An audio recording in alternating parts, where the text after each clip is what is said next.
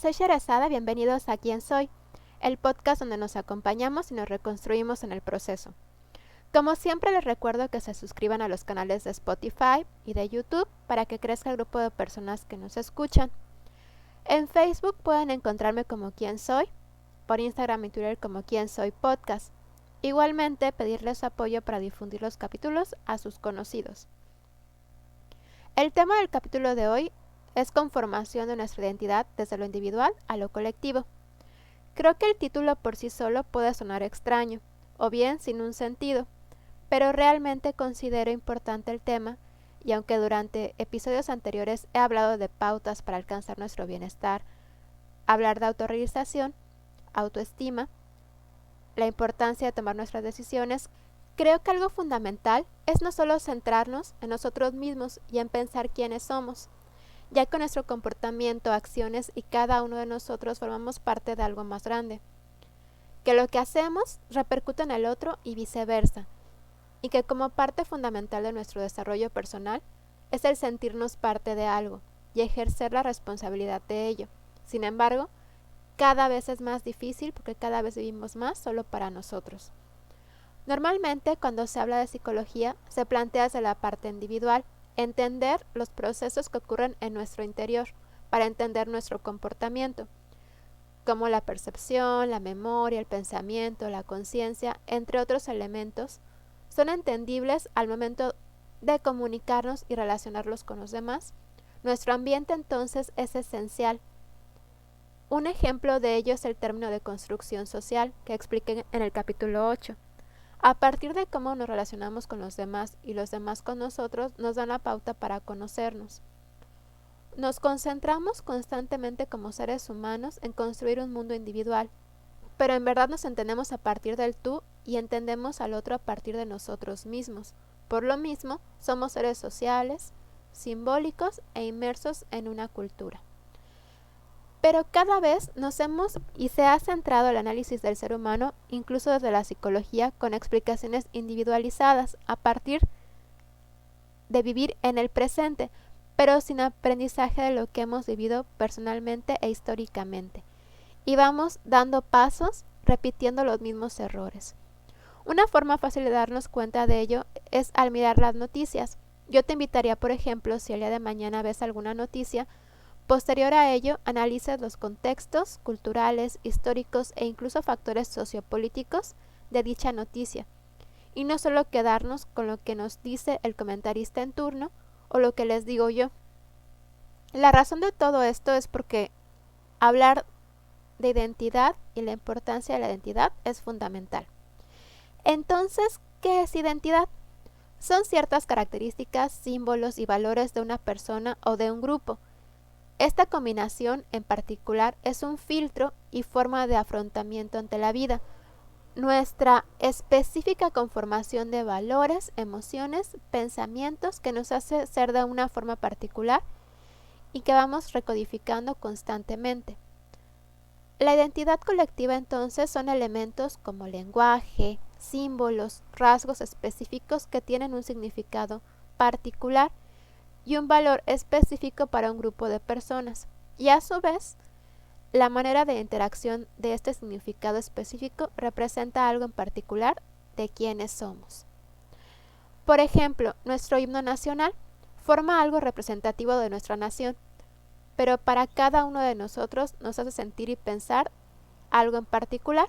En mi caso, recuerdo que al escucharlo, fuera de mi país, me hacía recordar a mis personas cercanas, mi historia, mi legado y mi hogar. Esto representa algo específico para mí y que para ti podría ser algo parecido si formas parte de mi mismo país, pero también significados particulares distintos a los míos. Bourdieu dice que las configuraciones a las que les damos un significado de identidad colectiva, que entonces funcionan como estructuras estructuradas y estructurantes. Nótese la interacción entre lo individual y lo colectivo. A partir de ellas, que ya están estructuradas, estructuramos constantemente. Si bien es cierto que puede influir un sistema social o una visión política en las identidades colectivas, que pueden ser coercitivas y dificultan el cambio de condición y significado, dictando valores específicos y que sientan bases de lo que es normal y lo que es anormal, fuera del pensamiento crítico, por lo que puede ser tan real la frase que dice que la historia es contada de los ganadores y la rigidez que puede haber en la misma. Cada vez se siente más cómo luchamos personalmente por rechazar aquella colectividad y significados en común. Como dice Bauman en su libro de Modernidad Líquida, describe una sensación de que podemos perder una modernidad fructífera y verdadera que se nos va entre los dedos, donde vimos a partir de la mirada de nuestros abuelos y padres cambios rápidos que nos hablaban de desarrollo, donde nos volvemos una aldea global, donde se habló de libertad, de tener la oportunidad de construir nuestro futuro de manera independiente, pero en cierta forma esa independencia nos ha ido alejando de sentirnos parte de, y en lugar competimos por lograr. Recuerdo el momento donde dejé de salir a jugar con mis amigos al parque y a la calle y comencé a convivir con una computadora, a investigar sobre tribus urbanas y comencé mi fase gótica, perdiéndome la oportunidad de comprender más mis orígenes, entender los significados de lo que me contaba mi abuela, y por lo mismo de negarme a mi posibilidad de sentirme parte de algo cercano a mí. Es hasta años después que mis trabajos comunitarios me permitieron sentir y entender la importancia y riqueza de pertenecer a algo, y cómo esa red de apoyo entre personas te hace sentir protección, forman parte de tu identidad, y fue hasta el año pasado que viajando a comunidades del centro del país, llegué a lugares y conocí personas tan cercanas a mis antepasados que aprendí a amar y a entender palabras y gustos que forman parte de mí y que a su vez son el legado de aquellos seres queridos que ya no están físicamente conmigo. Jazmín Hernández explica que la sociedad, al sentir vivir en una época de libertad ganada con la pérdida de dependencia del otro, ha hecho que el hombre se vaya guardando más para sí mismo, despreocupándose aún más de lo que sucede a nuestro alrededor. Compramos y compramos y compramos para ser únicos, pero al mismo tiempo dependientes de lo que tenemos acceso, cuánto ganamos para poder pagar lo que compramos y de acuerdo a lo que se nos venden, que va dictado por un grupo de personas que acuerdan qué está de moda. Y a partir de eso entonces, sin darnos cuenta, pertenecemos a un grupo.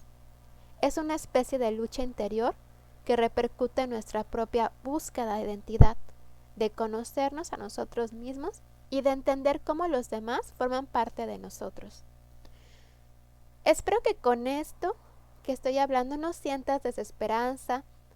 Sé que puedo sonar ser optimista, pero al contrario, si somos conscientes de lo que pasa a nuestro alrededor y con nosotros y lo analizamos críticamente, más fácil será el cambio y entendimiento interior y exterior con los otros. Tal vez esto lleve mucho tiempo, pero no es imposible. Recuerdo mucho una técnica que realicé con varios grupos de niños de una escuela de una comunidad de Yucatán. Mi objetivo era dar a entender la importancia de la prevención de la salud, del bienestar, y para ello era importante hablar de autocuidado y cuidado colectivo. En esta técnica le pedía a un niño que se colocara en el centro. Este niño debía de dar una palmada en el hombro a otro. Entre dos niños repetían lo mismo con dos niños más y así sucesivamente, hasta que prácticamente todos los niños estaban en el centro del salón. Al final les explicaba que el primer niño tenía gripe, pero como fue a la escuela enfermo y no se cubría la boca al estornudar y no se lavaba las manos, fue contagiando a los demás. Y si los demás tampoco se cuidaban, enfermaron a los demás. Posterior a ello, los propios niños en colectivo analizaron qué acciones pudo hacer el pequeño grupo de niños que no se encontraban en el centro del salón. Con ello, justo concluyeron la necesidad de ser responsables con el otro, y qué significaba entonces el autocuidado. Ahora te pregunto, así como los niños, ¿tú has reflexionado al respecto? Reflexiona sobre cómo tus acciones repercuten en el otro, o cuando algo tan simple como tirar una basura en la calle o no taparte la boca al estornudar, en lugar de decir pues me enfermo y ya, que esto no te libera de la responsabilidad de afectar a los demás. Tal vez el efecto de tus actos podría provocar que se tape una coladera y cree fauna nociva en la casa de algún vecino, o que tal vez una simple gripita en otra persona más malnutrida o con diabetes puede ocasionar algo más grave. Y también ponerle un alto a la frase como está enfermo ya porque quiere, sin pensar en todos los factores, incluso ajenos a él, que pudieron llevarlo a esta situación y que a su vez esto podría repercutir en algún familiar tuyo y a la larga en ti. Bueno, hasta este punto ya analizamos los conceptos de identidad individual y colectiva y cómo nos encontramos en una constante lucha con la identidad colectiva, y esto a su vez en entender nuestra identidad personal. Esto en particular tiene en trasfondo ciertas características específicas de nuestra sociedad, de la misma forma, influenciado por lo económico, lo político, lo social y lo cultural, lo que nos ha llevado a una mirada más individualista. Y es una realidad que vivir constantemente pensando solo en nosotros, en tener, comprar, hacer, competir, nos ha llevado a un agotamiento y sobreexigencia personal, que en palabras de Byung-Chul Han, como un Prometeo cansado, nosotros nos explotamos a nosotros mismos. Volvamos a los capítulos anteriores, donde yo les describí mi periodo laboral de supermujer, donde debía poder con todo, y a su vez me fui despersonalizando, perdiendo relación con mis personas cercanas y se fue perdiendo mi plan de vida en el proceso. Vivía una exigencia laboral externa y una autoexigencia personal aún más grande. ¿Y saben de qué me di cuenta mi primer mes posterior a renunciar? Que necesitaba vivir haciendo algo todo el tiempo y me sentía desesperada, pendiente del teléfono, tan acostumbrada a que sonara a horas distópicas esperando que me pidieran algo. Sentía ese estrés aún ya no estando trabajando. Y no es que ahora no programe mis tiempos o no esté haciendo nada, pero siento que pasé por un proceso de desintoxicación enorme. De alguna forma, en la época en la que vivimos actualmente, nuestra visión de autorrealización personal se asoció a vivir para consumir y estamos tan saturados autoexplotándonos que no hay oportunidad para descansar. Incluso el descanso te genera culpa y menos permitir aburrirnos. Sin embargo, justo es en el aburrimiento y en el descanso donde nos podemos permitir analizar, reflexionar sobre la vida, más allá de vivir sin pensar en el presente. Hank explica y divide el cansancio en dos partes que lo componen. La primera es el cansancio que nos hace justo no hacer. Y como consecuencia de esta nos lleva a la segunda parte del cansancio, el despierto, que nos da justo la energía y el ánimo para continuar en la carrera de la autoexigencia. ¿Esto les suena conocido? Pero en esta segunda parte nos puede llevar a un punto de ya no poder más, a lo que se le llama quemarnos. Pero también si lo reconstruimos a algo positivo, nos puede dar la pauta o la posibilidad de replantearnos entonces qué sí hacer. El problema es que no todos pueden darse el lujo de dejar de hacer, tal vez por las posibilidades económicas, sociales y políticas y circunstanciales, porque aunque se habla de aldea global, es una realidad que no todos tienen las mismas oportunidades. Y creo que hasta aquí podemos estar en un punto de entender por los procesos que hemos y estamos pasando, para entender al otro que tal vez no puede estar pasando lo mismo que yo, y cómo esto podemos estar en un punto más desesperanzados de todos los capítulos del podcast anteriores. Pero recordemos justo el significado de identidad colectiva, nuestra conexión con el otro, y es rescatando, entendiendo y dejando de luchar que podemos construir juntos, con el que nos tiene las posibilidades de hacerlo, poniendo énfasis justo con y no por el que no puede. Y ahora voy a explicar a qué me refiero. Pero de manera fundamental, existe un concepto que le da un sentido a lo que menciono, y estos son redes sociales, y no me refiero a Facebook o Instagram. Son las redes de apoyo que podemos formar con otras personas, ya sean familiares, amigos, vecinos, colectivos, y que el Facebook o Instagram puede ser una forma de acceso a, pero no es una red en sí. El Game conceptualiza este término como una forma de organización social en la cual se produce el intercambio continuo de ideas, de servicios, objetos, modos de hacer. La red es sobre todo una estructura que permite difundir y detener, actuar y paralizar, en la cual las personas y la sociedad encuentran apoyo y refugio, además de recursos.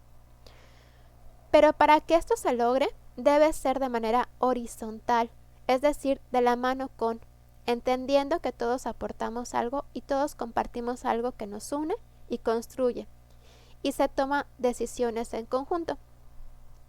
Un ejemplo de ello es que yo les decía que trabajé durante años pasados en comunidades del estado de Yucatán, y durante la pandemia justamente trabajé con un grupo de personas en las que intentábamos formarnos como promotores de salud.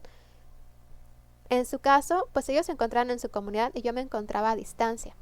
Y les decía que yo podía formar un proyecto padrísimo o traer un proyecto de otro lado súper bueno y con un recurso económico muy grande.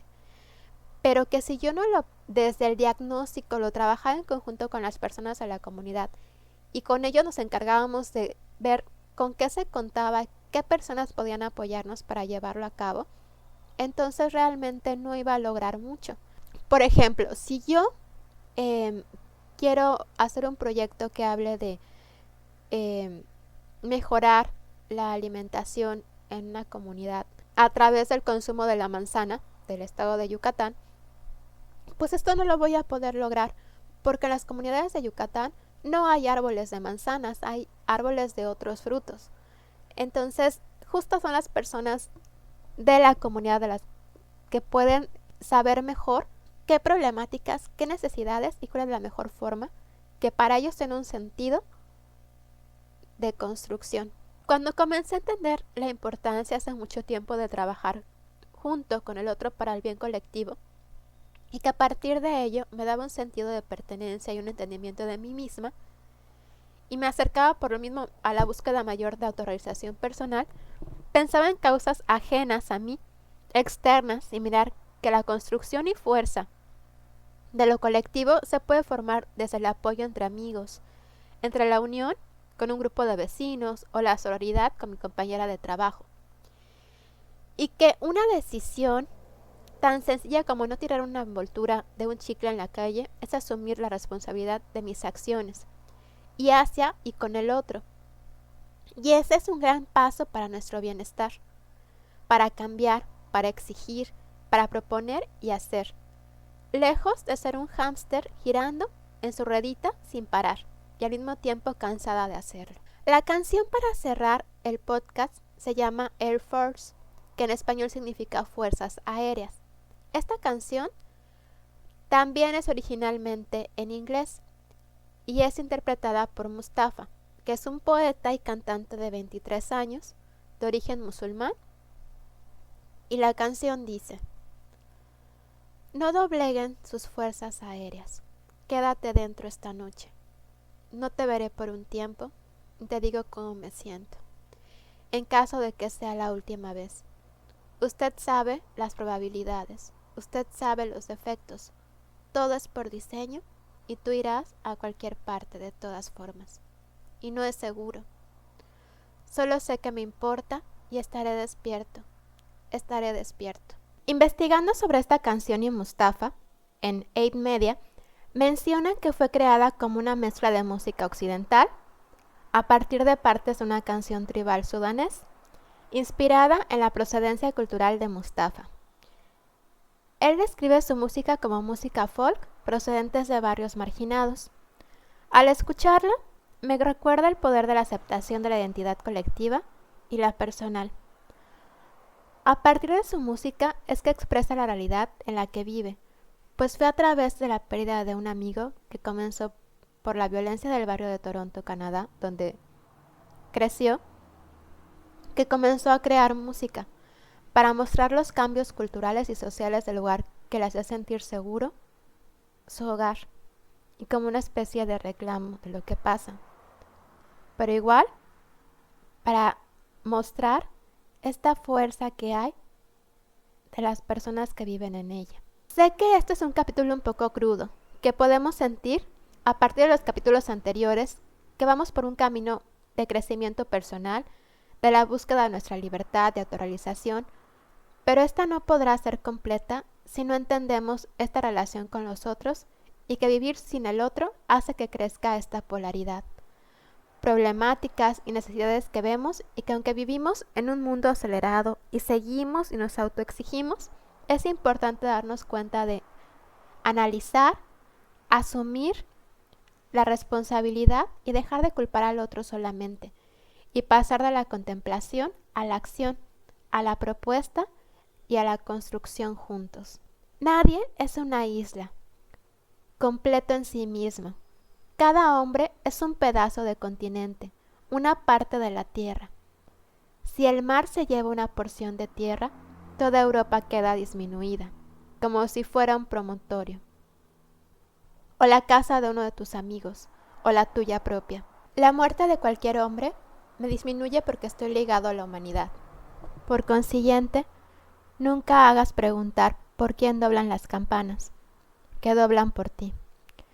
Este es un poema de John Donne que proviene del libro ¿Por quién doblan las campanas? De Ernest Hemingway. Y justo nos habla de que formamos parte de un conjunto, de un colectivo, que somos los seres humanos. Y que aislarnos de esto, solo pensar en nosotros constantemente, es perdernos de la riqueza de lo mismo. Con esto concluimos el capítulo del día de hoy. Cuídense, nos escuchamos la próxima semana en Quién Soy. Igualmente quiero agradecer al grupo de fans de BTS, ARMYs, porque tuvieron mucha comunicación conmigo y mucha respuesta por Instagram durante el capítulo que hablamos de autoconocimiento y autoestima. Voy a intentar retomar más canciones de BTS porque realmente tienen un trasfondo muy grande de la teoría de la personalidad y que también tienen un mensaje que es muy bueno de análisis para temas de bienestar, que es justamente los temas de los que hablamos en este podcast. Y en general sé que este capítulo fue un capítulo diferente y por lo mismo me gustaría escuchar sus comentarios al respecto. Suscríbanse por medio de YouTube o Spotify y síganme por redes sociales. Durante esta semana habrá una sorpresa para redes sociales, así que estén pendientes. Los quiero y hasta pronto.